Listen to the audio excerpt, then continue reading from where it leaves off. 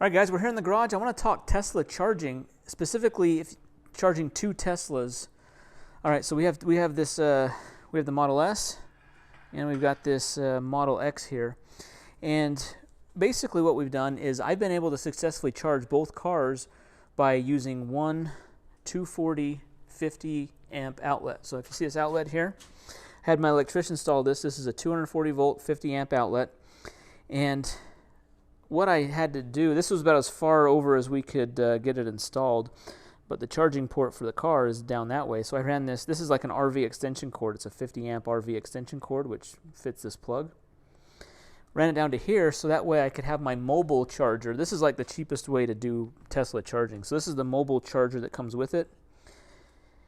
And then I'm charging the car right now, so I want to show you my charging speeds on this. Okay, so we're currently charging the car.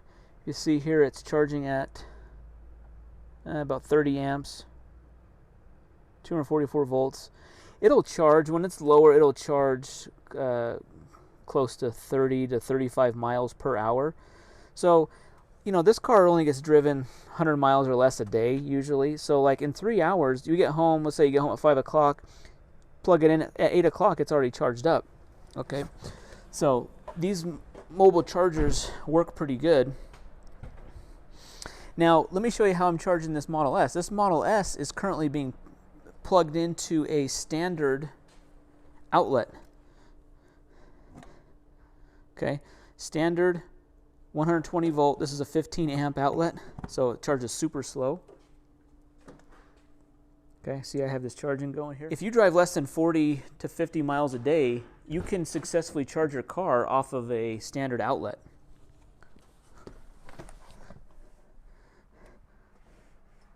So if I get into here, I'm charging at 3 miles per hour, you know, 12 amps, almost 120 volts. So to get it up to, I just set this higher just so that it would start charging again. But, you know, to get it up, that's probably 10 to 15 miles. It's going to take 8 hours. But the good thing that you can do with this, okay, so this S is being charged on a standard 120 volt. The X is being charged on a 240 outlet. Now what I can do, the reason why I moved my cable over to here, I have this extension cord, is I can actually, this cord is long enough to stretch over to this car. So if the S needs more charging, let's say I drove it 100 miles or 150 miles, I'll plug it in to this one for, I'll just drag that cord over, hook it in here for, you know, 3-4 hours, it'll be completely charged up. So you can successfully charge two cars off of one outlet, and then while one is charging on the faster speed, just plug it into the regular household outlet and it'll top it off. So if this car, I don't, you know, it's rare that I drive more than 50, 80 miles in a day. But if I do, I can just plug it into that other outlet and charge it back up, and it charges it in 2, 3, 4 hours. So I can do that.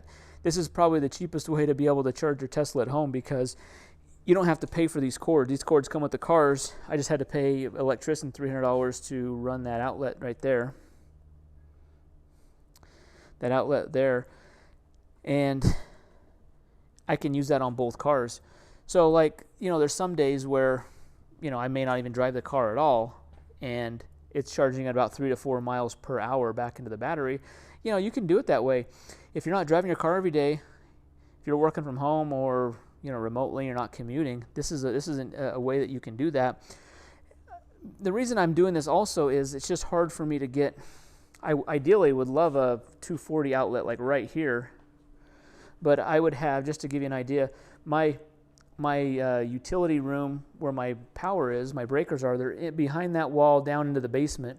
So in order to get power there, I'd have to go up this wall here, over the ceiling, down over here, down this wall.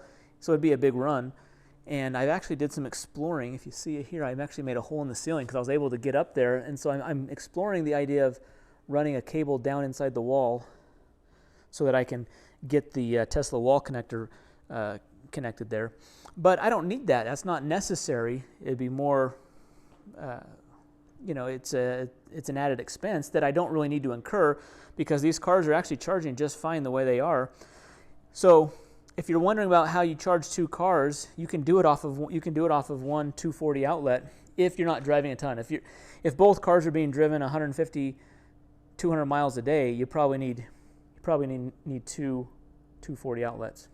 So anyways, I wanted to share that little charging configuration with you. If you have questions, comments, curious to see what your thoughts are if anyone's has tried this method as well. But be happy to answer any questions. So hit that thumbs up button, subscribe to the channel, and we'll see you in the next one. Thanks.